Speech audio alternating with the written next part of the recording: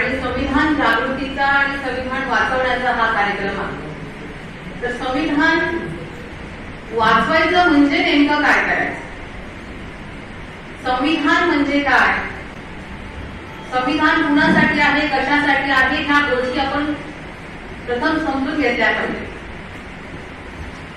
संविधान तयार करण्याची प्रक्रिया काय होती, कुणी तयार केलं, कुणासाठी तयार केलं, या सर्व बाबी आम्हाला मूलतः समजल्या पाहिजे. जर ह्या गोष्टीच आम्हाला कळाल्या नाही तर आम्हाला संविधान समजणार नाही. हे जे संविधान आहे ह्या देशातल्या तमाम जनतेसाठी बाबासाहेब आंबेडकरांनी निर्माण केले. हे संविधान इथल्या तमाम बहुजनांसाठी हक्क अधिकार देणारी संजीवनी होती. आम्हाला या संविधानाने हक्क अधिकार मिळाले. हे संविधान जे आम्हाला इथल्या व्यवस्थेने नाकारलं होतं, म्हणजे आम्हाला इथल्या ब्राह्मणवादी व्यवस्थेने म्हणजे इथल्या मनुस्मृतीने जे नाकारलं होतं ते सगळं आम्हाला संविधानाने दिलेलं आहे. आज तेच संविधान वाचवण्याचा कार्यक्रम आपण घेतो आहे. केवळ इथे आपल्या ह्या कुडाळमध्ये हा कार्यक्रम होत नसून संबंध देशामध्ये हा संविधान वाचवण्यासाठी मोठे मोठे जागृतीचे कार्यक्रम होत आहेत, मोठी मोठी आंदोलनं होतात. केवळ कार्यक्रम घेणं हा आपला उद्देश नसावा किंवा भाषण करणं हा आपला उद्देश नसावा. आज मी इथे तुमच्या समोर उभी आहे तर माझा उद्देश भाषण करणे असा नाही. उद्देशासाठी भाषण करणे हा उद्देश असला पाहिजे. जेव्हा आपण अशा चर्चा करतो तेव्हा ही चर्चा केवळ चर्चा करणं हा उद्देश नाही तर त्या उद्देशाप्रती चर्चा झाली पाहिजे, उद्देशाप्रती कार्यक्रम झाले पाहिजे. आणि आज इथला हा कार्यक्रम घेण्याचा उद्देश खूप मोठा आहे. आपल्याला ह्या देशाचं संविधान वाचवायचं आहे. आज हे जे संविधान आहे हे धोक्यात आलेलं आहे आणि हे संविधान कुणी धोक्यात आणलेलं आहे, आमचे हक्क अधिकार कोण संपवत आहे, ही मूलभूत गोष्ट आम्हाला समजली पाहिजे. आज इथे मला खूप अभिमान आणि खूप आनंद वाटतोय की इथे 99% माझ्या महिला भगिनी आहेत. महिलांनी जर एकदा ठरवलं, कोणतीही गोष्ट महिलांनी जर करण्याची ठरवली तर ती गोष्ट खूप लवकर साध्य होते. कारण ह्या देशाची जी लोकसंख्या आहे ती 50% आम्ही महिला आहोत. एकूण लोकसंख्येच्या 50% महिला आहोत आणि इथे 99% आम्ही महिला इथे आलेल्या आहेत. त्याबद्दल तुमच्या सगळ्यांचं अभिनंदन. तर साथीनो, आताच आपण इथे संविधान पत्रिकेचं वाचन केलेलं आहे. संविधान पत्रिकेचं वाचन करताना सुरुवातीचं एक वाक्य आपण वाचलं की आम्ही भारतीय लोक, म्हणजे we the people of India. या संविधान पत्रिकेची सुरुवात कशी करायची यावर जेव्हा संविधान सभेमध्ये डिस्कशन चालू होतं, चर्चा चालू होती, तेव्हा सगळ्यांनी आपापली मतं मांडली. कोणी म्हणालं ईश्वराच्या नावाने सुरुवात करा, कोणी म्हणालं अल्लाच्या नावाने करा, कोणी म्हणालं जिजसच्या नावाने करा, कोणी म्हणालं ओमच्या नावाने करा. तेव्हा बाबासाहेब आंबेडकर उभे राहिले आणि बाबासाहेब आंबेडकर म्हणाले की लोक हे मूलभूत आहे. मुख्य कुणासाठी आहे संविधान तर या देशातल्या लोकांसाठी आहे आणि लोकांच्या नावाने सुरुवात झाली पाहिजे. तेव्हा त्यावर विरोध झाला, चर्चा झाली, मतदान झालं आणि ईश्वराच्या नावाने 48 मतं मिळाली, 41 मतं मिळाली आणि लोकांच्या नावाने सुरुवात करावी यासाठी 68 मतं मिळाली. म्हणजे सर्वात प्रथम देवाची तिथे हार झालेली आहे. लोक महत्वाचे आहेत आणि लोकांच्या हक्क अधिकारासाठी हे संविधान बनवलेलं आहे. आणि तेव्हा या उद्देश पत्रिकेची सुरुवात बाबासाहेबांनी we the people of India लोकांच्या नावाने केलेली आहे, लोकांच्यासाठी केलेली आहे. साथियो, संविधानाचं जे पहिलं आर्टिकल आहे त्या पहिल्या आर्टिकल मध्ये इंडिया दॅट इज भारत हे बाबासाहेबांनी लिहिलेलं आहे. कारण बाबासाहेबांना माहित होतं की हे संविधान मी त्यांच्या हाती सुपूर्द करतोय की लोक यामध्ये षड्यंत्रपूर्वक बदल करू शकतात. म्हणून बाबासाहेबांनी भारत हे नाव आपल्या देशाला दिलं होतं. कारण सध्या वर्तमान परिस्थितीमध्ये देशाला हिंदुस्थान बनवण्याचं षड्यंत्र चालू आहे. ते षड्यंत्र चालू आहे परंतु ते करता येत नाही, म्हणून करता येऊ नये म्हणून बाबासाहेब आंबेडकरांनी इंडिया दॅट इज भारत हे पहिल्याच आर्टिकल मध्ये लिहून ठेवलं होतं. त्यानंतर एक महत्वपूर्ण आर्टिकल आहे, जास्त मी जड किंवा मोजड भाषेत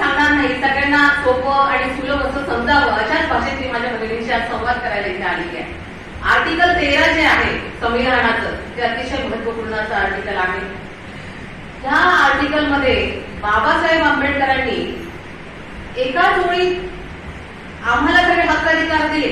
बाबासाहेब म्हणतात की 1950 पूर्वीचे सर्व कायदे या आर्टिकल नुसार रद्द. 1950 पूर्वीचे कोणते कायदे होते?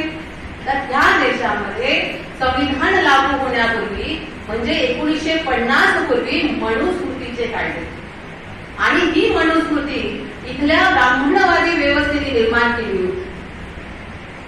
मनुस्मृतीच्या कायद्यानुसार आम्हाला कसलेही हक्काधिकार नव्हते. माणूस म्हणून जगण्याचा हक्काधिकार नव्हता. जनावरांना इथे तलावात किंवा सामान्य जे सार्वजनिक जे पाणवठे आहेत तिथे पाणी पिण्याचा अधिकार होता. परंतु एका माणसाला जो मूलभूत अधिकार आहे, पाणी पिणे त्याचा अधिकार आहे, तो पाणी पिण्याचा सुद्धा अधिकार आम्हाला नव्हता. ते अशा पद्धतीचे जे जे चार कायदे होते ते सर्व कायदे एका ओळीत बाबासाहेब आंबेडकरांनी संपवलेले आहेत. इतकं महत्वपूर्ण आर्टिकल आहे आर्टिकल नंबर 13. आणि त्यानंतरचं आर्टिकल आहे 14. त्या 14व्या आर्टिकल मध्ये इक्वॅलिटी बिफोर लॉ, म्हणजे सर्वजण कायद्यापुढे समान आहे. मनुस्मृतीच्या कायद्यामध्ये ब्राह्मणांसाठी वेगळे कायदे, क्षत्रियांसाठी वेगळे कायदे, वैश्यांसाठी वेगळे आणि शूद्रांसाठी आणि अतिशूद्रांसाठी वेगळे कायदे होते. ते बाबासाहेब आंबेडकरांनी 14व्या आर्टिकल मध्ये लिहिले की सगळेजण त्या कायद्यासमोर समान आहेत. मग तो श्रीमंत असेल, गरीब असेल, प्रधानमंत्री असेल, सामान्य नागरिक असेल, सर्वांसाठी कायदा एकच. म्हणजे मनुस्मृतीने जे नाकारलं ते बाबासाहेब आंबेडकरांनी संविधानामध्ये आम्हाला दिलेलं आहे.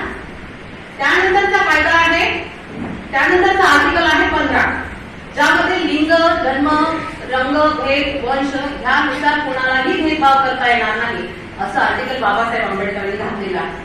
म्हणजे स्त्री असेल, पुरुष असेल, गोरा असेल, काळा असेल, सगळ्यांसाठी कायदे समान आहेत. सगळेजण कायद्यापुढे समान आहेत असं आर्टिकल बाबासाहेब आंबेडकरांनी इथे दिलेलं आहे. त्यानंतर 17वं आर्टिकल आहे, ज्या आर्टिकल नुसार इथल्या शूद्र आणि अतिशूद्रांना इथल्या ब्राह्मणवादी व्यवस्थेने अस्पृश्य समजलं होतं, ते आर्टिकल 17 आहे. त्यानुसार बाबासाहेब आंबेडकरांनी इथे अस्पृश्यता संपवलेली आहे. इतके महत्वपूर्ण आर्टिकल बाबासाहेब आंबेडकरांनी संविधानामध्ये घातलेले आहे. आणि त्यानंतरचं सर्वात महत्वाचं आर्टिकल म्हणजे 19, ज्यामध्ये आम्हाला 7 स्वातंत्र्य दिली आहेत, 7 स्वातंत्र्य मिळालेली आहे. ते आर्टिकल 19 म्हणजे आमचे त्यामध्ये फंडामेंटल राईट्स आहेत. फंडामेंटल राईट म्हणजे मूलभूत अधिकार. मग मूलभूत अधिकार आणि त्या आर्टिकल नुसार आज मी इथे तुमच्या समोर उभी आहे. आज मी हे जे तुमच्या समोर बोलते आहे ते मनुस्मृतीने मला नाकारलं होतं, आपल्या सगळ्यांना नाकारलं होतं. आम्हाला ह्या देशामध्ये बोलण्याचा अधिकार नव्हता, म्हणजे विचार व्यक्त करण्याचा अधिकार नव्हता. आम्ही आमच्यावर झालेल्या अन्यायाविरोधात विचार व्यक्त करू शकत नव्हतो, आवाज उठवू शकत नव्हतो. एवढा महत्वपूर्ण अधिकार आमच्या मनुस्मृतीनुसार इथे काढून घेतला होता आमचा अधिकार, आणि तोच आम्हाला संविधानाने बाबासाहेब आंबेडकरांनी बहाल केलेला आहे. केवळ इथल्या एससीलाच नाही तर इथल्या ओबीसीला, इथल्या एसटीला, इथल्या मायनॉरिटीजला, इथल्या स्त्रियांना, इथल्या पुरुषांना म्हणजे या देशात राहणाऱ्या प्रत्येक नागरिकाला आर्टिकल 19 नुसार मूलभूत अधिकार म्हणजे फंडामेंटल राईट आम्हाला मिळालेले आहे. आज जर मी इथे तुमच्या समोर बोलते आहे, हा जर मनुस्मृतीचा काळ असता तर माझी जीभ कापल्या गेली असती. तुम्ही ऐकाय म्हणून तुमच्या कानात गरज करून शिसा बोललं असतं. तुम्ही माझ्याकडे पाहताय किंवा तुम्ही पुस्तकं वाचताय म्हणून तुमचे डोळे फोडले गेले असते. इतके भयानक काही मनुस्मृतीच्या राज्यामध्ये होते. आपण सगळे सुशिक्षित महिला आहात, सगळे सुशिक्षित इथे लोक आहेत, आपण सगळेजण जाणतो. परंतु आज वर्तमान परिस्थिती किती गंभीर आहे त्यासाठी हे पुन्हा आपल्याला सांगावं लागतंय आणि संविधान वाचवण्याचा कार्यक्रम घेतो. या देशामध्ये कुठेही जाऊन भ्रमण करण्याचं स्वातंत्र्य आम्हाला संविधानाने दिलं, कुठलाही व्यवसाय करण्याचं स्वातंत्र्य आम्हाला दिलं. हे स्वातंत्र्य आम्हाला मनुस्मृतीच्या काळामध्ये नव्हतं. त्याचा अनुभव आपण कुठे घेतलाय? लॉकडाऊन मध्ये घेतलाय. आम्हाला एका गावातून दुसऱ्या गावात जायचं तरी आम्हाला सरकारी परमिशन काढावी लागत होती. पूर्वीच्या काळामध्ये सुद्धा गावच्या शेडुलकाच्या महाराला मांगाला जर कुठे जायचं असेल तर त्याला तिथे जाऊन ग्रामपंचायतीनं ती नोंद करून घ्यावी लागत होती, ती परमिशन घ्यावी लागत होती. तो अनुभव मी सगळ्यांनी लॉकडाऊन मध्ये घेतलाय. म्हणजे ह्या देशाचं संविधान धोक्यात आलेलं आहे. आमचा मूलभूत अधिकार आहे, आम्हाला कुठेही जाता आलं पाहिजे, आम्हाला व्यवसाय करता आला पाहिजे, हे सगळं आम्ही लॉकडाऊन मध्ये अनुभवलं. अशा पद्धतीने हे षडयंत्र चालू आहे. त्यानंतर महत्वपूर्ण आर्टिकल आहे 326. या 326 मध्ये आम्हाला वोटिंगचा अधिकार आहे, तो शेवटी मी बोलणार आहे. आणि 332 आणि 334 क्रमांकाचे जे आर्टिकल आहेत त्यामध्ये आम्हाला विधानसभेमध्ये आणि लोकसभेमध्ये जाण्याचा अधिकार आहे. म्हणजे या देशाचा खासदार आणि आमदार आणि मंत्री होण्याचं आम्हाला आघाडी मिळालेली आहे. ज्या व्यवस्थेने आमचे हे सगळे अधिकार काढून घेतले होते, आम्हाला माणूस म्हणून जगू देत नव्हते, ते आम्हाला या देशाचा राजा होऊ देणार होते नाही, परंतु तोच राजा होण्याचा अधिकार आम्हाला आर्टिकल 326 नुसार बाबासाहेब आंबेडकरांनी दिलेला आहे.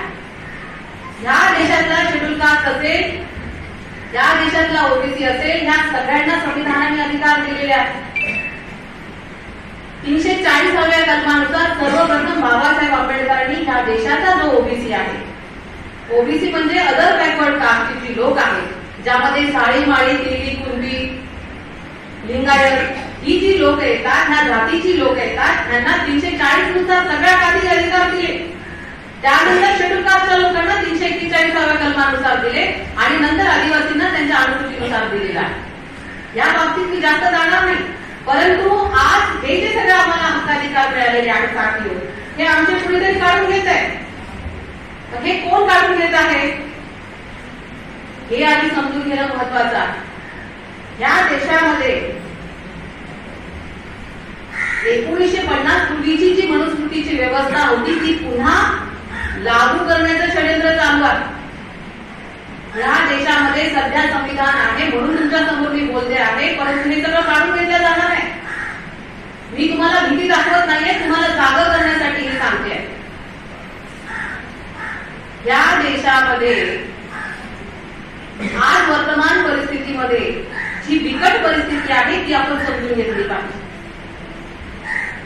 आम्ही महिला म्हणून आमची खूप मोठी जबाबदारी आहे.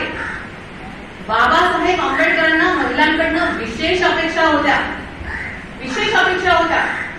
बाबासाहेब आंबेडकर एकदा त्यांच्या भाषणामध्ये म्हणाले की तुमच्या पोटी जन्माला आलो म्हणून गुलाम झालो.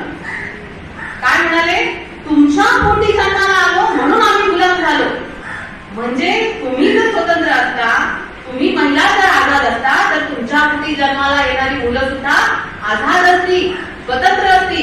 म्हणजे तुम्ही काहीतरी महिलांनी केलं पाहिजे आणि तुमच्या पोटी येणाऱ्या मुलांसाठी आझादीचं आंदोलन तुम्ही चालवलं पाहिजे, ही बाबासाहेब आंबेडकरांची अपेक्षा होती.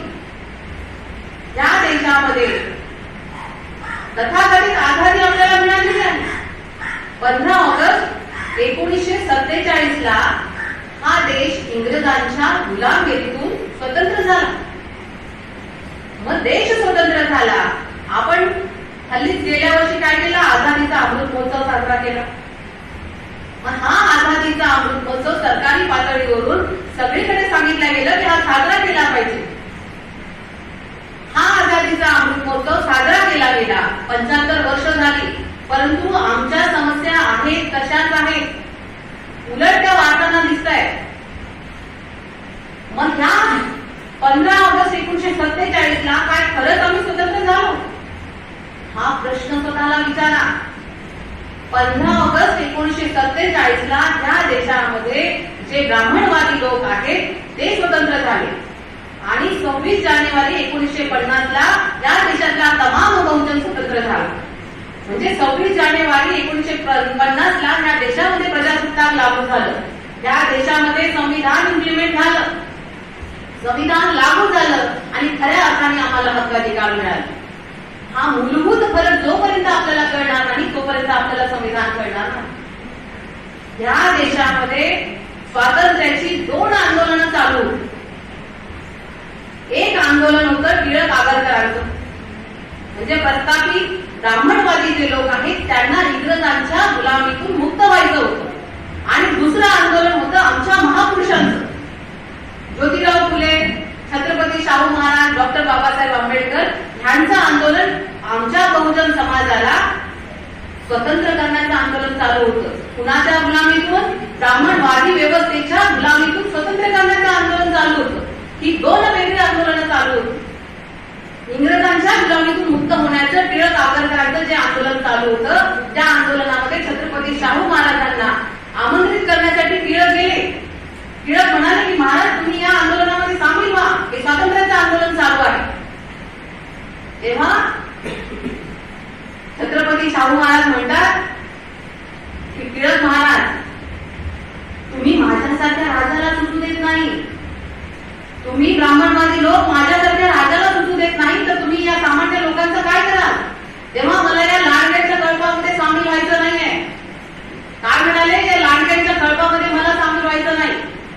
ज्योतिराव फुलेंना सुद्धा आमंत्रण केलं होतं स्वातंत्र्याच्या आंदोलनात, या इंग्रजांच्या गुलामीतून मुक्त व्हायचं आहे. तेव्हा ज्योतिराव फुले सुद्धा म्हणाले की तुम्ही उंटावरून शेळा हाकणारे लोक, मला तुमच्या या लाडक्यांच्या कर्मामध्ये यायचं नाही, मला माझ्या बहुजन समाजाचं आंदोलन, त्यांचं खरं स्वातंत्र्य हवं. म्हणजे आमच्या महापुरुषांनी हे स्वातंत्र्याचं आंदोलन या चळवळीमध्ये ते नव्हते, त्यांना ब्राह्मणवादी व्यवस्थेमधून बहुजन समाजाला मुक्त करायचं. आता हे बहुजन म्हणजे कोण हे पण आम्ही समजून घेतलं पाहिजे. बऱ्याच वेळा असा गैरसमज होतो की बहुजन म्हणजे फक्त शेड्यूल कास्टचे लोक, बहुजन म्हणजे एससी, एसटी, ओबीसी आणि मायनॉरिटीज, हे सगळे लोक म्हणजे बहुजन आहेत.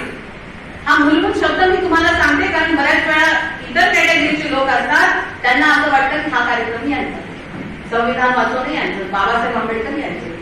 आपण या मूलभूत गोष्टी समजून घेतल्या पाहिजे. ज्योतिराव फुले कोण होते तर ओबीसी होते, जातीने माय होते. जाणून बुजून इथे जातीचा आणि प्रवर्गाचा उल्लेख मी करते आहे की हे महापुरुष कोण होते. छत्रपती शाहू महाराज, छत्रपती शिवाजी महाराज हे महापुरुष कोण होते तर ओबीसी होते, कुणबी होते, मराठा होते. हे आम्हाला समजलं पाहिजे, म्हणजे आंदोलन आम्हाला समजेल. हे आझादीचं आंदोलन दोन प्रकारचं चालू होतं आणि आमच्या महापुरुषांना ही आझादी नको होती. ज्योतिराव फुले म्हणाले की इंग्रज माऊली आहे तोपर्यंत शिकून घ्या, जल्दी करा. काय म्हणाले? आणि ब्राह्मणांच्या गुलामीतून मुक्त व्हा. असं नाही म्हणाले की इंग्रजांच्या गुलामीतून मुक्त व्हा. काय म्हणाले? ब्राह्मणांच्या गुलामीतून मुक्त व्हा. कारण हजारो वर्षापासून या देशामध्ये ब्राह्मणांची व्यवस्था होती आणि ब्राह्मणांच्या व्यवस्थेमुळे आम्ही लोक गुलाम होतो. ही गुलामी नष्ट करण्याचं आव्हान आम्हाला आमचे महापुरुष करतात, आमचे महानायक करतात, ते आम्हाला समजलं पाहिजे. आज वर्तमान परिस्थितीमध्ये काय चालू आहे? वर्तमान परिस्थितीमध्ये ही ब्राह्मणवादी व्यवस्था दृढ करण्याचं काम चालू आहे. आणि ही दृढ का करत आहेत? कारण ते लोक सत्तेमध्ये बसलेले आहेत. स्पष्टपणे बोलते की ते लोक मनुवादी, ब्राह्मणवादी हे शब्द वापरत नाही, तर ह्या देशामध्ये जे युरेशियन ब्राह्मण आहेत त्यांची व्यवस्था आणि ती ही व्यवस्था दृढ करत आहे. त्यांचं पॅरलल संविधान आज तयार आहे, दुसरं संविधान तयार आहे. आपण ह्या देशामध्ये रातोरात लॉकडाऊनचा अनुभव घेतलेला, रातोरात आपल्याकडे नोटबंदी आपण अनुभवली, कसलीही या देशाला सूचना न देता ह्या गोष्टी आम्ही अनुभवलेल्या आहेत. रातोरात नोटबंदी, किती लोक मेली आमची बँकेच्या समोर उभं राहून रांगांमध्ये, हजारो लोक आमची गेली. लॉकडाऊन मध्ये लोक औषध पाण्याशिवाय गेली. हे काय चालू आहे? तर ही फक्त एक ट्रायल चालू आहे. ही सगळी ट्रायल चालू आहे की ही लोक कशी रिॲक्ट करतात, ही लोक काय रिॲक्शन देतात, काय प्रतिक्रिया करतात. म्हणजे आमचे हक्क अधिकार सगळे काढून घेतले जात आहेत, हे आपण समजून घेऊया.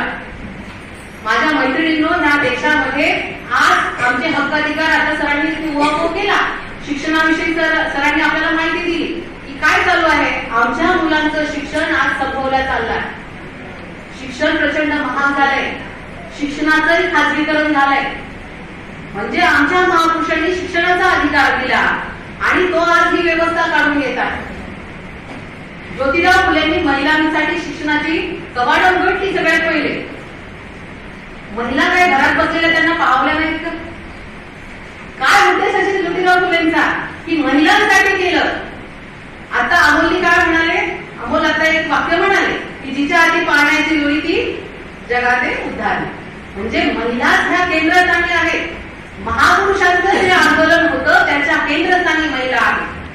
आणि आज या प्रस्थापित ब्राह्मणवाद्यांची जी काही त्यांची चळवळ चालू आहे त्याच्या केंद्रस्थानी सुद्धा महिला आहे. महिलांना टार्गेट केलं जातं कारण महिला ही इथल्या समाजाला घडवत असते, कुटुंबाला घडवत असते, आपल्या मुलांना घडवत असते. आणि म्हणून आमच्या महापुरुषांनी महिलांना केंद्रस्थानी मानून आंदोलन केलेलं आहे. पुढे बाबासाहेब आंबेडकरांनी सुद्धा 1942 ला शेड्यूल कास्ट फेडरेशनचं अधिवेशन घेतलं. नागपूरला, महाराष्ट्रामध्ये, आपल्याच महाराष्ट्रामध्ये नागपूरला हे अधिवेशन घेतलं आणि त्या अधिवेशनामध्ये 25,000 महिला आल्या होत्या. बाबासाहेब आंबेडकरांनी त्या अधिवेशनासाठी येणाऱ्या सर्व पुरुषांना ताकीद दिली होती. काय ताकीद दिली होती? एकांना एकट्याने यायचं नाही, आपल्या सोबत घरच्या स्त्रीला आणा. ती पत्नी असेल, मुलगी असेल, आई असेल, बहीण असेल, जी कोणी महिला तुमच्या घरात असेल त्या महिलांना घेऊन आंदोलनासाठी या, त्या अधिवेशनासाठी या. तेव्हा 25,000 महिला आल्या. एकूण लोक त्या अधिवेशनाची संख्या होती 75,000, त्यातल्या 25,000 महिला. कोणत्या काळातल्या महिला आल्या 25,000? ज्या काळामध्ये साधनं नव्हती वाहतुकीची, ज्या काळामध्ये विमानं नव्हती, रेल्वे नव्हत्या, बसेस नव्हत्या, लोकांकडे गाड्या नव्हत्या, त्या काळामध्ये बाबासाहेबांना आंदोलनासाठी साथ सहयोग करण्यासाठी आणि आपल्या आझादीची पहल करण्यासाठी महिला आल्या. 25,000 महिला आल्या म्हणजे किती पुरुषांनी बाबासाहेबांचं ऐकलं? 25,000 पुरुषांनी बाबासाहेबांचं ऐकलं. पुरुष 50,000 होते, 25,000 महिला होत्या, त्यातल्या 25,000 पुरुषांनी ऐकलं आणि 25,000 पुरुषांनी ऐकलंच नाही. बाबासाहेबांचा उद्देशच कळाला नाही, महिलांना आणलंच नाही. म्हणून आज पुन्हा समाज आमचा गुलामगिरीकडे जातोय. इथे जमलेल्या सर्व पुरुष कार्यकर्त्यांना मी विनंती करेन की प्रत्येक कार्यक्रमाला आपल्या घरच्या महिलांना आणलं पाहिजे, त्यांचं प्रबोधन होणं गरजेचं आहे. जोपर्यंत महिला आंदोलनामध्ये येणार नाही तोपर्यंत कुठलंही आंदोलन हे यशस्वी होणार नाही. ही मूलभूत गोष्ट आहे. आमच्या महापुरुषांना अपेक्षित होतं ते आपण समजून घेतलं पाहिजे. मग ह्या आंदोलनामध्ये महिला आल्या आणि महिलांच्या उपस्थितीमुळे बाबासाहेब आंबेडकरांना 4 मंत्रिपदं मिळाली. आणि म्हणून बाबासाहेब आंबेडकरांना महिलांच्या उपकाराची परतफेड करायची होती. त्यांना जाणीव होती की माझ्या महिला ह्या कितपत पडलेल्या आहेत, गुलाम आहेत. महिला ह्या एकेरी गुलाम नाही, पुरुष हे एकेरी गुलाम आहे. पुरुष फक्त व्यवस्थेचे गुलाम आहेत आणि आम्ही महिला दुहेरी गुलाम आहोत. एक आम्ही व्यवस्थेच्या गुलाम आहोत आणि दुसऱ्याला आम्ही पुरुषांच्या गुलाम आहोत. म्हणजे पुरुष त्यांची आझादी मिळवण्यासाठी काम करतात, प्रबोधनाचे कार्यक्रम घेतात, वैचारिक क्रियाला जातात, आंदोलनाला जातात. परंतु माझ्या माता भगिनी ह्या घरात बसलेल्या आहेत. आपण दुप्पट काम केलं पाहिजे. आपल्याला इथल्या व्यवस्थेतूनही आपल्याला आझादी मिळवायची आहे आणि पुरुषांच्याही गुलामीतून आझादी मिळवायची आहे. म्हणजे काय करायचंय? असा पदर खोचून पुरुषांशी भांडायचं नाहीये, पुरुषांच्या विरोधात उभं राहायचं नाहीये. बऱ्याच गोष्टी गैरसमज असतात त्या क्लिअर करते. नाहीतर म्हणाल जमणारे मॅडमनी सांगितलं घरी जाऊन नवऱ्याशी भांडा, असं नको. पुरुषांच्या विरोधात उभं राहायचं नाहीये, तर पुरुष सुद्धा आपल्या आझादीसाठी, महिलांच्या स्वातंत्र्यासाठी जेवढा मोठा कार्यक्रम ते घेतात, आपल्यासाठी आंदोलन करतात. आपण सुद्धा त्यांच्या खांद्याला खांदा लावून आपल्या समाजासाठी आपण काम केलं पाहिजे. मैत्रिणींनो, ही खूप महत्वाची गोष्ट आहे.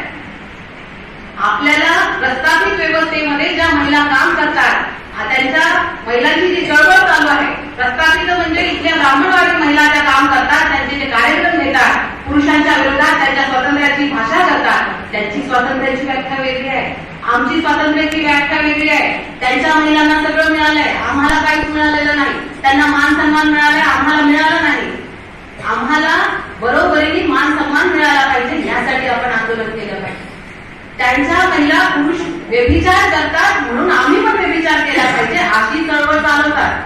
पुरुष व्यसन करतात म्हणून आम्ही स्त्रियांनी सुद्धा व्यसन केली पाहिजे, अशी चळवळ त्यांच्या प्रस्थापित महिला चालवतात. दारू पितात, सिगारेट पितात म्हणून आम्ही पण तेच केलं पाहिजे, अशी चळवळ चालवतात. आपल्याला तशी चळवळ अपेक्षित नाही. महापुरुषांच्या विचारधारेनुसार आपल्याला आपली गुलामी संपवायची आहे आणि बहुजन समाजाला हक्क अधिकार जे मिळाले ते वाचवायचे आहे.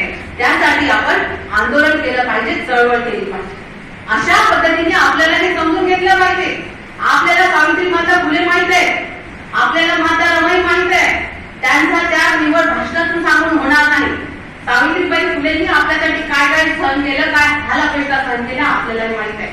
आपण शिकलोय, तेवढाचा इतिहास आपल्याला ब्राह्मणांनी शिकवलेला आहे. आम्हाला खरा इतिहास सांगितला नाही, त्यासाठी आमच्यासारख्या महिलांना यावं लागतं आणि प्रबोधन करावं लागतं. आज मी ही तुमच्यासाठी सामान्य महिलाच आहे. गेले 25 वर्ष मी कुडाळमध्येच राहते, अनेक कार्यक्रमांना जाते, देशभर मी फिरत असते. माझ्या नावापुढे जे संघटनेचं नाव सांगितलंय ते भारत मुक्ती मोर्चा महिला संघ, या संघटनेची मी राष्ट्रीय कार्यकारी अध्यक्ष आहे. मी पूर्ण देशामध्ये फिरते, आपल्या सिंधुदुर्गात सुद्धा फिरते, परंतु माझी अशी मूळची अशी अपेक्षा आहे की माझा जिल्हा विकसित झाला पाहिजे.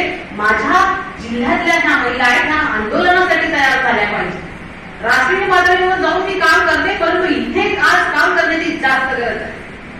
कारण बामसेन नावाचं जे संघटन आहे त्याचे फाउंडर मेंबर आहे डी.के. खापर्डे साहेब. मूलभूत गोष्ट सांगते, महत्वपूर्ण गोष्ट आहे. डी.के. खापर्डे साहेबांनी एक स्टेटमेंट केलं होतं, या देशामध्ये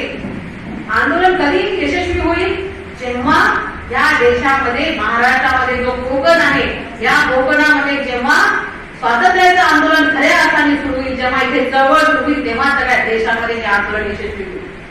त्यासाठी आमच्या कोकणामध्ये, आमच्या जिल्ह्यामध्ये हे काम होणं जास्त गरजेचं आहे. आमच्या महिलांनी हे समजून घेतलं पाहिजे. आम्ही सावित्रीबाई फुलेंचा त्याग आणि ज्योतिरावांचं समर्पण समजून घेतलं पाहिजे. आज पुरुषांनी ज्योतिरावांच्या भूमिकेमध्ये शिरण्याची गरज आहे. जेव्हा मी देशात फिरते, मी घराबाहेर जाते, तेव्हा जबाबदारीचं घर सांभाळत असते. माझ्या मुलीला सांभाळण्याचं काम ते करतात. त्यांना कसलाही कमीपणा वाटत नाही, कारण महापुरुषांचा विचार समजलेला आहे. तो विचार आपण समजून घेतला पाहिजे. माता रमाईनी 4 मुलं गमावली. आज आपण आपला एकटा सुद्धा गमवायला तयार नसतो समाजासाठी. 4 मुलं गमावणं एका स्त्रीसाठी सोपी गोष्ट नाही. आपण स्त्रिया आहोत, आपल्याला जाणीव आहे की काय दुःख असतं. मुलाला साधं कुठे पडला, खरचटलं, लागलं तर आपल्याला किती वेदना होतात. त्या मातींची 4 मुलं गमावली. कोणासाठी?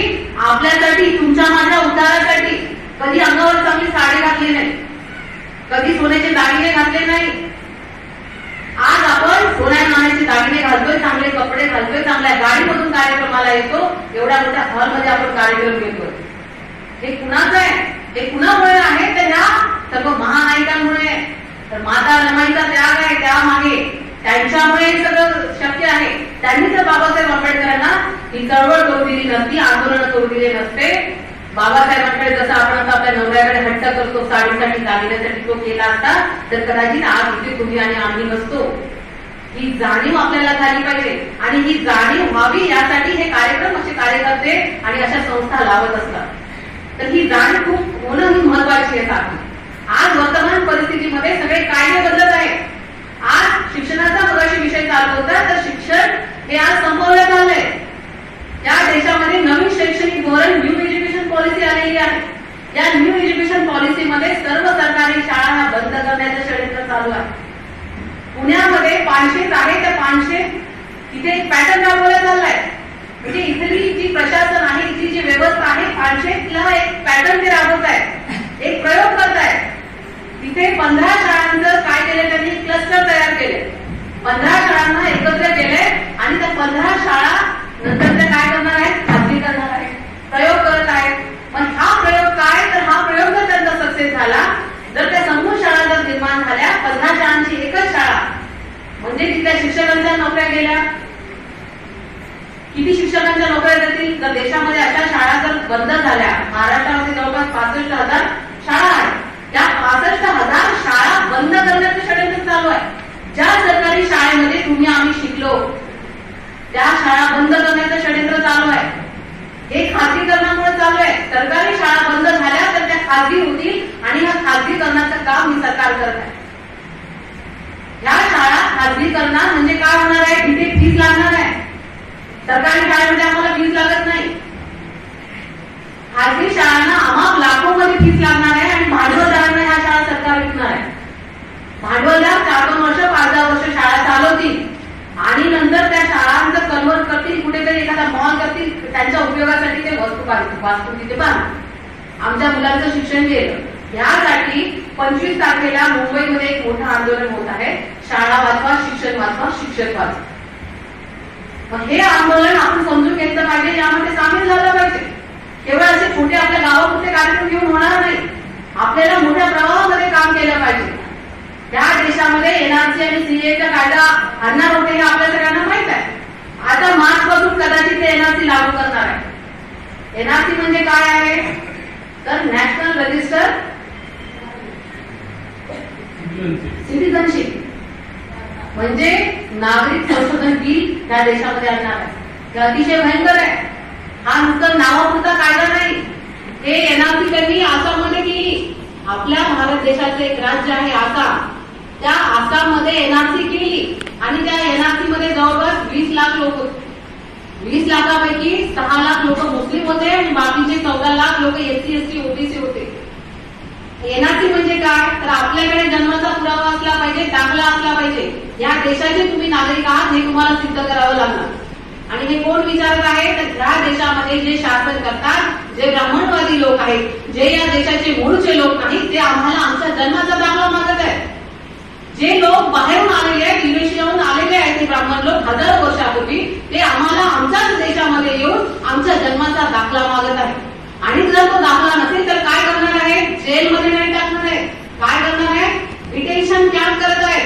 देशामध्ये डिटेन्शन कॅम्प, आपल्या तिथे बाजूला गोवा राज्य आहे, त्या गोव्यामध्ये डिटेन्शन कॅम्पची जागा निश्चित झालेली आहे.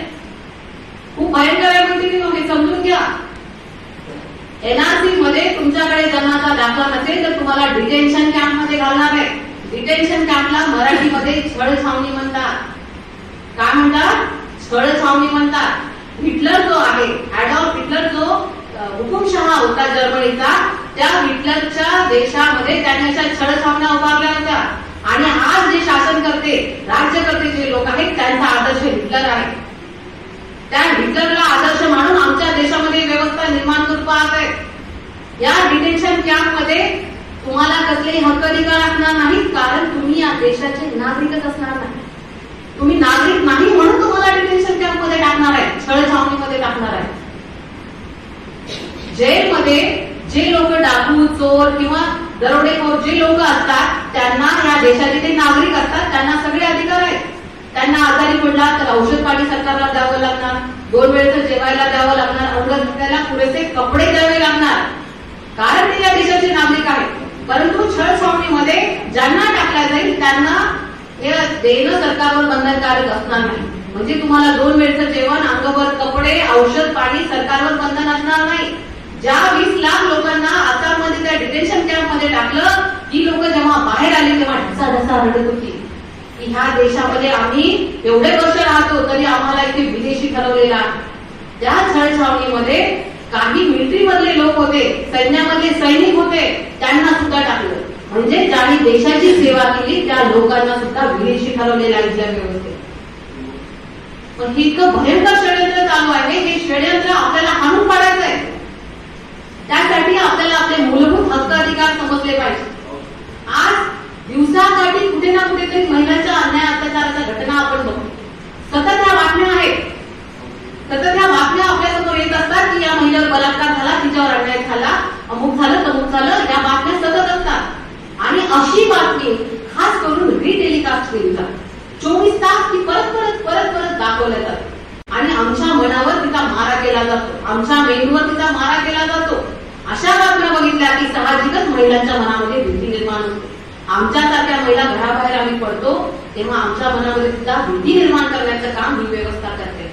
इथला जो मीडिया आहे तो आमच्या हिताच्या बातम्या दाखवत नाही, आमच्या सत्यानाथाच्या बातम्या दाखवण्याचं हे काम करत आहे.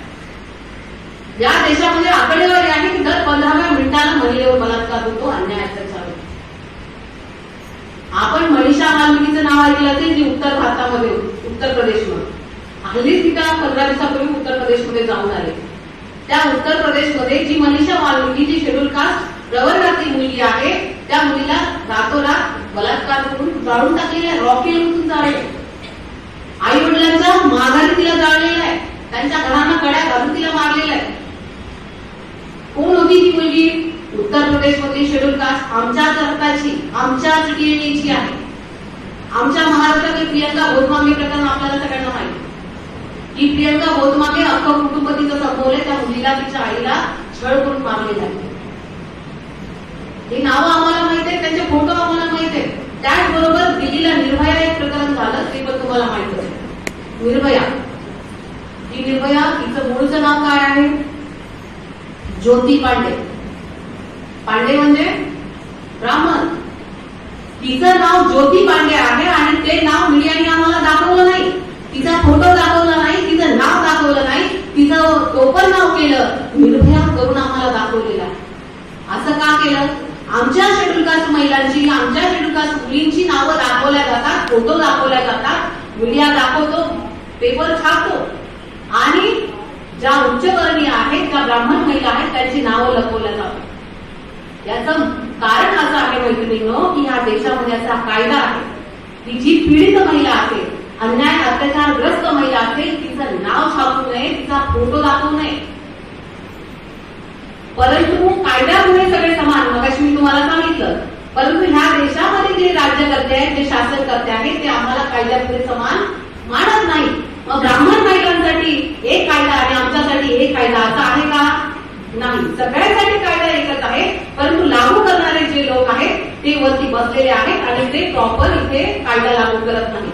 ब्राह्मण महिलेचं नाव लपवलं जातं कारण ब्राह्मण महिला ज्या आहेत आहेत त्यांच्या मनामध्ये भीती निर्माण होऊ नये. महिला कोणतीही असो, ब्राह्मण असू दे, बहुजनातले असू दे, कुणावरही अन्याय अत्याचार होऊ नये या मताची मी आहे. सर्व महिलांना सुरक्षित असाव्या, परंतु ह्या देशामध्ये त्यांच्यासाठी एक वागणूक आणि आमच्यासाठी दुसरी वागणूक हे फार चुकीचं आहे. आमच्या शेड्यूल कास्टच्या महिला आहेत, त्यांची नावं त्यांची फोटो दाखवल्या जातात, म्हणजे आमची इज्जत नाही का? केवळ ब्राह्मण महिलांनाच इज्जत आहे, आमची इज्जत नाही. आमचा फोटो दाखवला जातो, आमचं नाव छापलं जातं आणि त्यांचं लपवलं जातं. कारण आमच्या महिलांच्या मनामध्ये भीती निर्माण करण्याचं काम इथला मीडिया करतो आहे. त्या महिलांचं मानसिक खच्चीकरणाचं काम चालू आहे. त्यांच्या मनामध्ये भीती निर्माण झाली पाहिजे, त्या शिकल्या नाही पाहिजे, त्या शाळेत नाही गेल्या पाहिजे, त्यांनी नोकरी नाही केली पाहिजे, हा उद्देश इथल्या मीडियाचा आहे. आणि ब्राह्मण महिलांना निर्भयपणे, भयमुक्तपणे या घराच्या बाहेर केल्या पाहिजे. त्यांच्या मनामध्ये कसलीही भीती असू नये म्हणून त्यांची नावं लपवल्या जातात, त्यांचे फोटो दाखवले जात नाही. मग हा जो मीडिया आहे हा दलाल मीडिया आहे, हा ब्राह्मणवादी मीडिया आहे, हे आपण समजून घेतलं पाहिजे. या देशामध्ये जी लोकशाही आहे, लोकशाहीमध्ये सगळ्यात महत्वपूर्ण पिलर आहे मीडिया. मीडियाने अन्याय अत्याचाराच्या विरोधात आवाज उठवायचा असतो, परंतु हा मीडिया विकलेला आहे. हा इथल्या व्यवस्थेला विकला गेलेला मीडिया आहे. सरकारच्या नियंत्रणामध्ये हा मीडिया काम करतो. आम्हाला कुठेही दाखवत नाही, आमच्या विरोधात कुठेही अन्याय अत्याचाराच्या विरोधात आवाज उचलत नाही, असा हा मीडिया आहे.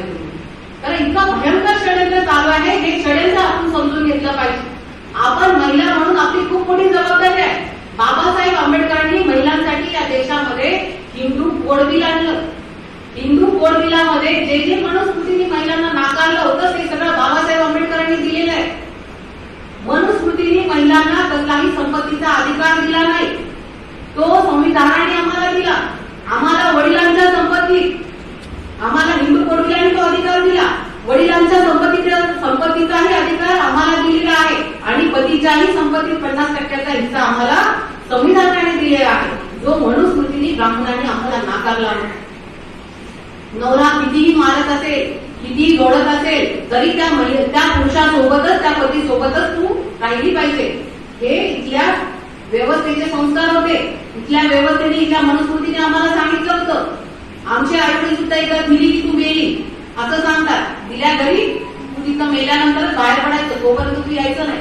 तुला किती अन्याय अत्याचार झाला, किती छळ झाला तरी तिथेच राहायचं, हे मनुस्मृती सांगते. आणि हिंदू कोड बिल सांगतं की तुला घटस्फोटाचा अधिकार आहे.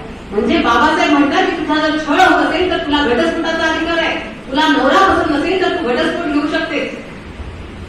म्हणजे आम्हाला माणूस म्हणून जगण्याचा अधिकार बाबासाहेब आंबेडकर देतात. आज ज्या महिला नोकरी करतायत, त्या नोकरी करणाऱ्या महिलांना प्रसूती रजा बाबासाहेब आंबेडकरांनी दिलेली आहे.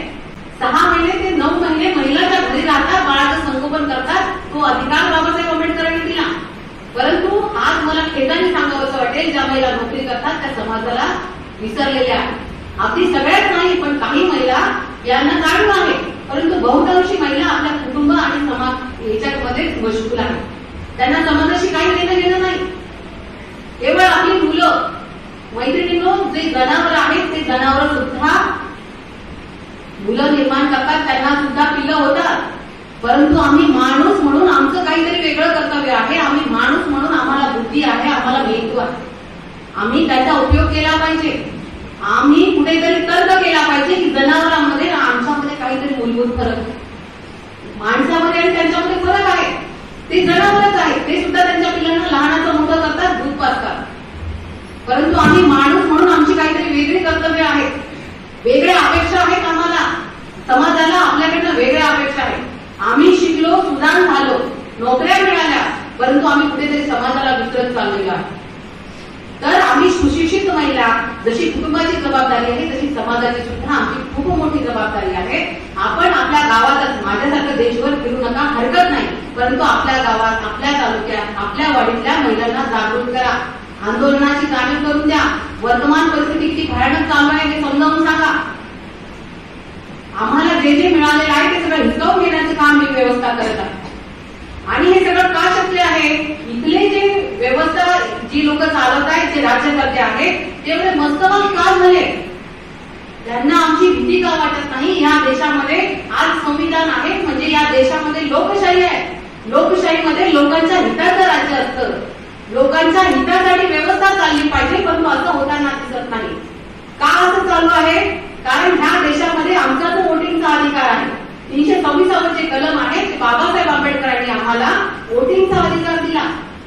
साधा सुद्धा अधिकार नाही. वोटिंगचा अधिकार हा अतिशय महत्वपूर्ण आहे. या देशाचा राजा होण्याचा अधिकार बाबासाहेब आंबेडकरांनी आम्हाला दिलाय. या देशाची राणी होण्याचा अधिकार आम्हाला दिलेला आहे. म्हणजे ज्या लोकांना माणूस म्हणून जगण्याचा अधिकार नव्हता त्यांना देशाचा राजा बनवण्याचा अधिकार आहे. वोटिंगचा अधिकार, हा वोटिंगचा अधिकार आम्हाला गांधीजी देऊ इच्छित नव्हते. जेव्हा गोलमेज परिषदेमध्ये बाबासाहेब गेले तेव्हा गांधींनी तिथे 2 अटी ठेवल्या की वोटिंगचा अधिकार देशामध्ये कुणाला दिला पाहिजे. एक, जी लोक सरकारला कर देतात म्हणजे सरकारला टॅक्स देतात त्या लोकांना अधिकार दिला पाहिजे. आणि 2, जी लोक सुशिक्षित आहेत म्हणजे एज्युकेटेड पीपल त्याच लोकांना अधिकार दिला पाहिजे. काय अटी घातल्या? 2 अटी. एक, शिकलेली लोक म्हणजे सुशिक्षित आणि दुसरे जी लोक सरकारला टॅक्स देतात अशा 2च लोकांना अधिकार दिला पाहिजे. तेव्हा बाबासाहेब आंबेडकरांनी विचार केला की माझा हा समाज आहे, या समाजाकडे मनुस्मृतीच्या कायद्यानुसार शिक्षण नाही. कारण मनुस्मृतीने आम्हाला शिक्षणापासून वंचित ठेवलं होतं. आमच्याकडे संपत्ती धारण करण्याचा अधिकार आम्हाला मनुस्मृतीने दिला नाही. म्हणजे आमच्या लोकांकडे संपत्ती नाही, पैसा नाही, तर आम्ही टॅक्स कुठून करणार. म्हणजे दोन्ही अटी ज्या आहेत त्या आमच्या बहुजन समाजाला लागू होत नाही. मग माझ्या समाजाला म्हणजे समाज म्हणजे एक जात समजू नका, समाज म्हणजे बहुजन समाज. या बहुजन समाजाला जर वोटिंगचा अधिकार द्यायचा असेल तर काय केलं पाहिजे. या समाजाकडे काय आहे, इथल्या एससी एसटी ओबीसी कडे काय आहे तर त्यांचं वाढलेलं वय आहे, वाढणारं वय आहे. आणि या वयाच्या अटीवर बाबासाहेब आंबेडकरांनी त्याकाळी 21 वर्ष पूर्ण झालेल्या स्त्री आणि पुरुषांना हा वोटिंगचा अधिकार दिला. आज 18 वर्षाचा आहे तेव्हा 21 वर्ष पूर्ण झालेल्या स्त्री पुरुषांना हा अधिकार दिला. हा खूप महत्वपूर्ण अधिकार आम्हाला सामान्यापासून स्पेशल बनवण्याचा अधिकार आहे. आम्हाला राजा बनण्याचा अधिकार आहे, राणी बनण्याचा, राजा निवडण्याचा, राणी निवडण्याचा अधिकार बाबासाहेब आंबेडकरांनी दिला. आणि आज वर्तमान परिस्थिती जी आहे ज्या एवढ्या भयानक घटना, भयानक कायदे आमच्या विरोधात करत आहेत त्याचं मुख्य कारण आहे हा आमचा अधिकार आहे. हा आमच्यापासून हिरावून घेतला चाललाय. यामध्ये चोरी आणि गडबडी होत आहे. आज आम्ही वोटिंगला जातो, वोटिंग मशीन असते, इलेक्ट्रॉनिक वोटिंग मशीन म्हणजे ईव्हीएम. या वोटिंग मशीन मध्ये आम्ही जातो, बटन दाबतो, एक आवाज येतो, मत कुठे गेला आम्हाला काही कळत नाही. इथे मावशी बसलेल्या आहेत. मावशी, पूर्वीच्या काळी अशी मशीन होती का? काय होतं, बॅलेट पेपर असायचा, ठप्पा मारायचा, शिक्का मारायचा. म्हणजे तिथे असायचं गाय, घोडा, म्हैस, गाय, बैल जे काय असेल. आम्हाला जर वाटलं की म्हैस आहे, हीच देशाचं उदाहरण सांगतो, ही म्हैस आहे आणि ही म्हैस काय करणार आहे, त्या देशाचं कल्याण करणार आहे, आमचं कल्याण करणार आहे. मग काय करणार, जाणार आम्ही त्या म्हशीवर ठप्पा मारणार, ही म्हैसच मला पाहिजे. आम्ही त्या म्हशीला, त्या बैलाला आम्ही निवडून देतो. पण आम्हाला काय व्हायचं, एक समाधान असायचं, डोळ्याने दिसायचं की मला म्हशीला पाहिजे तर मी म्हशीला दिलं, बैलाला पाहिजे बैलाला दिलं. परंतु आज काय होत आहे, आमचं मत कुठे जातं आम्हाला दिसत नाही. मग त्या देशामध्ये आमच्या मताची चोरी होत आहे, ईव्हीएम मशीन हॅक केल्या जातात, आमची मतं चोरल्या जात आहेत. आपण हल्ली टीव्ही मध्ये चंद्रयान मोहीम बघितली. चंद्रावर या देशाचे वैज्ञानिक त्यांनी यान पाठवलं, बरोबर बघितली सगळ्यांनी टीव्हीवर. चंद्रावर यान गेलं, त्याला कंट्रोल करण्याचं काम कुठून चालू होतं, पृथ्वीवरून. इथे पृथ्वीवर जमिनीवर बसून वैज्ञानिक त्या यानाला कंट्रोल करत होते. आणि आमचं ईव्हीएम मशीन कुठे असतं, वोटिंग मशीन कुठेतरी 10-15 फूट आतमध्ये एका वर्गखोलीत क्लासरूम मध्ये ठेवलेलं असतं, शाळेत कुठेतरी ठेवलेलं. ते हॅक करणं अवघड गोष्ट नाहीये. आणि हे कोणाचं म्हणणं आहे, माझं नाही, जमताडे मॅडमचं म्हणणं नाही. हे म्हणणं कोणाचं आहे, ह्या देशाचा सर्वोच्च न्यायालय म्हणजेच सुप्रीम कोर्ट. या सुप्रीम कोर्टाने एक लँडमार्क असं जजमेंट दिलंय 8 ऑक्टोबर 2013. 8 ऑक्टोबर 2013 सुप्रीम कोर्टाने जजमेंट दिलं की या ईव्हीएम मशीन मधून फ्री, फेअर अँड ट्रान्सपरंट निवडणुका होऊ शकत नाही. फ्री म्हणजे मुक्त, फेअर म्हणजे निष्पक्ष आणि ट्रान्सपरंट म्हणजे पारदर्शी निवडणुका होऊ शकत नाही, ही या देशाचं सुप्रीम कोर्ट सांगतं. आता ट्रान्सपरंट म्हणजे काय, ट्रान्सपरंट म्हणजे आपल्याकडे आता ही बॉटल आहे, हे ट्रान्सपरंट आहे, दिसतं आरपार दिसतं. काचेचा ग्लास असतो, आरपार दिसतो. मग ते आरपार दिसलं पाहिजे. आम्हाला खात्री पटली पाहिजे, विश्वास पटला पाहिजे की मी दिलं त्यालाच माझं मत गेलेला. पण आज तसं होताना दिसत नाही. ईव्हीएम मशीन मध्ये गडबड घोटाळा होतोय सुप्रीम कोर्ट सांगतं, तरी या देशाचा जो निवडणूक आयोग आहे तो निवडणूक आयोग मानायला तयार नाही. आता तुम्ही 31 जानेवारीला भारत मुक्ती मोर्चाच्या माध्यमातून मान्य वामन मेश्राम साहेब यांच्या नेतृत्वामध्ये दिल्लीला जंतर मंतरवर लाखो लोकांचा मोर्चा निवडणूक आयोगावर नेलेला आहे.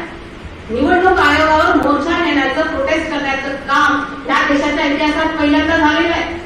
आमचे हक्काधिकार वाचले पाहिजे त्यासाठी हा प्रोटेस्ट मार्च झाला. लाखो लोक तिथे आले. कोणत्याही न्यूज चॅनलनी ही बातमी दाखवलेली नाही. ज्यांना विश्वास पडत नसेल, माझ्याकडे फोटो आहेत, त्यांनी येऊन बघा. मग या देशाचा मीडिया आमच्या उद्धाराचं जे काम असेल ते लपवण्याचं काम करतो आणि आमच्या सत्यानाशाच्या बातम्या दाखवण्याचं काम चालू आहे.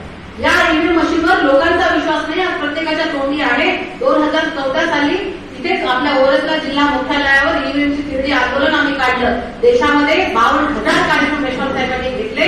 इथे पण आपल्या जिल्ह्यामध्ये आम्ही कार्यक्रम केला, मोर्चा काढला, तिरडी काढली आम्ही वोटिंग मशीनची.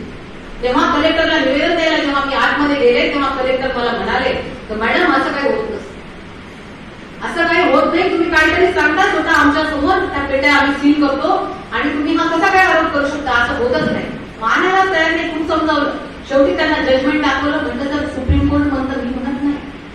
तेव्हा ते एकदम दचकले. सुप्रीम कोर्ट म्हणतं म्हटल्यावर गप्प बसले. मॅडम ठीक आहे, जे तुमचं म्हणणं आहे ते द्या, आम्ही पोहोचतो. म्हटलं तेवढंच काम आहे, ते करा, सरकारकडे आपलं म्हणणं आहे ते पाठवा. म्हणजे 10 वर्ष या देशामध्ये भारत मुक्ती मोर्चाच्या माध्यमातून ही जागृती आपण केली आहे. आपला मताधिकार वाचला पाहिजे. हा अधिकार आहे हे आम्हाला शिकवलंच नाही, आम्हाला दान शिकवलं. दान एकदा देऊन टाकायचं, अपेक्षा करायची सोय. अधिकार आहे हा जर शिकवला असता तर आमच्या लोकांनी आंदोलन केली असती. हा मताचा अधिकार हा आम्हाला समजला पाहिजे आणि तो वाचला पाहिजे, तरच आमच्या येणाऱ्या पिढ्यांचं भविष्य वाचणार आहे, आमच्या महिला इथे सुरक्षित राहणार आहे. आज खाजगीकरणाच्या माध्यमातून आमचं शिक्षण, आमच्या नोकऱ्या संपवल्या चाललंय. खाजगीकरण आमचा एक मोठा शब्द नाहीये मैत्रिणीनं. खाजगीकरण जिथे सुरू होतं तिथे संविधान संपलेलं आहे. तिथे तुम्हाला प्रतिनिधित्व मिळणार नाही. संविधानाच्या माध्यमातून बाबासाहेब आंबेडकरांनी जे आम्हाला हक्काधिकार दिले, जे प्रतिनिधित्व म्हणजे जे रिझर्वेशन शब्द वापरतो ते जे आम्हाला दिलेलं आहे ते खाजगीकरणामध्ये संपलेलं आहे. खाजगीकरणामध्ये हे नियम लागू होत नाही. म्हणजे आम्हाला तिथे नोकऱ्या मिळणार नाही, आमच्या मुलांना नोकऱ्या मिळणार नाहीत, रोजगार मिळणार नाही. शिक्षणाचं खाजगीकरण, महागाई झालेली आहे, हे सगळं शिक्षण संपलं, नोकऱ्या संपल्या आणि याचा परिणाम आमच्या घरात येणारा जो पैसा आहे तो थांबवला जाणार आहे. म्हणजे मनुस्मृतीनुसार आम्हाला जो संपत्ती धारण करण्याचा अधिकार भारताने नाकारला होता, आज पुन्हा आमची वाटचाल, लोकशाहीची वाटचाल आज हुकुमशाहीकडे आणि त्या मनुस्मृतीकडे चालू आहे. हे केवळ भाषण करण्याची गोष्ट नाही. मी परत सांगते, ही समजून घ्या, हे आंदोलन समजून घ्या. हे जर आज समजलं नाही तर येणारा भविष्यकाळ भयंकर कठीण आहे. आमच्या महिला घरामध्ये सुरक्षित राहणार नाही. या देशामध्ये समान नागरी कायदा आणणार आहे. समान नागरी कायद्यामध्ये सगळ्यांना उपासना सारखीच करावी लागणार. या देशामध्ये मुस्लिम आहेत, ख्रिश्चन आहेत, बुद्धिस्ट आहेत, लिंगायत आहेत, प्रत्येक जातीची लोक आहेत. प्रत्येकाचा उपासनेचा मार्ग वेगळा आहे. समान नागरी कायद्यामध्ये सगळ्यांना एकाच मार्गाने करावं लागणार आहे. म्हणजे आम्हाला संविधानाने उपासनेचा अधिकार दिलेला आहे, आम्ही आमच्या पद्धतीने करू शकतो. परंतु समान नागरी कायद्यामध्ये इतकं षड्यंत्र आहे ते आपण समजून घेतलं पाहिजे. आम्हाला वरकरणी फार वेगळा कायदा दाखवला जातो, आतमध्ये फार वेगळं षड्यंत्र चालू आहे. अशा पद्धतीने या देशामध्ये आमचे हक्काधिकार संपवण्याचं षड्यंत्र आहे. आमच्या महिला सुरक्षित नाहीत, आमच्या मुलांना शिक्षण नाही, रोजगार नाही, आमचे युवक आज फ्रस्ट्रेट झालेले आहेत. इतकं भयंकर सगळं चालू आहे आणि हे ईव्हीएमच्या माध्यमातून हे सगळं चालू आहे. मग ईव्हीएम ही जी मशीन आहे ही चोरी करणारी मशीन आहे. मग माननीय वामन मेश्राम साहेबांनी ईव्हीएम मशीनला न्यायालयामध्ये आव्हान दिलं आणि त्याला एक पेपर ट्रेल मशीन जोडा. जे व्हीव्हीपॅट मशीन आहे ते व्हीव्हीपॅट मशीन लावण्याचं मेश्राम साहेबांची केस होती. ती व्हीव्हीपॅट मशीन देशामध्ये आज लावलेली आहे ती मेश्राम साहेबांच्या केसमुळे आहे. ते कोणत्याही मीडियाने दाखवलं नाही. म्हणजे व्हीव्हीपॅट मशीन म्हणजे चोरी पकडणारं मशीन. इकडे ईव्हीएम मशीनचं बटन दाबलं की तिकडे एक चिठ्ठी बाहेर येते. त्या चिठ्ठीवर आम्हाला दिसतं आम्ही कोणाला वोटिंग केलं. ते बघितल्यानंतर आम्हाला समाधान होतं की ज्याला द्यायचं त्यालाच माझं मत गेलं. परंतु आता त्या पुढे षड्यंत्र असं चालू आहे की त्या ज्या चिठ्ठ्या आहेत व्हीव्हीपॅट मशीनच्या त्या चिठ्ठ्या न मोजण्याचं षड्यंत्र चालू आहे. फक्त 1% मोजल्या जाणार. हे किती भयंकर आहे. आमचं मत हे 100% मोजलं गेलं पाहिजे. तर चोरी पकडल्या जाणार आहे. आज माझ्याकडे इतके एव्हिडन्स आहेत की जो उमेदवार आहे त्याचं सुद्धा मत त्याला गेलेलं नाही. हे इतकं भयंकर आहे, हे समजून घेऊया. आणि या देशामध्ये हे जे मोठं आंदोलन चालू आहे, या आंदोलनामध्ये आपण महिला सक्रियपणे सहभागी व्हा. भारत मुक्ती मोर्चा महिला संघ हे राष्ट्रीय लेवलचं संघटन आहे, ज्यामध्ये गैर कर्मचारी महिला काम करतात, आंदोलनामध्ये सहभागी होतात. या आंदोलनामध्ये आपण सहभागी व्हा. आपण सगळ्यांनी मला शांतपणे ऐकलात. 25 तारखेला मुंबईला आपल्याला जायचं आहे, शाळा वाचवायचं आहे, शिक्षण वाचवायचं आहे. यासाठी आपण सगळेजण या. शांतपणे ऐकलात. इथे मला आयोजकांनी बोलण्याची संधी दिली त्याबद्दल धन्यवाद. जय भीम, जय भीम, जय. धन्यवाद मॅडम.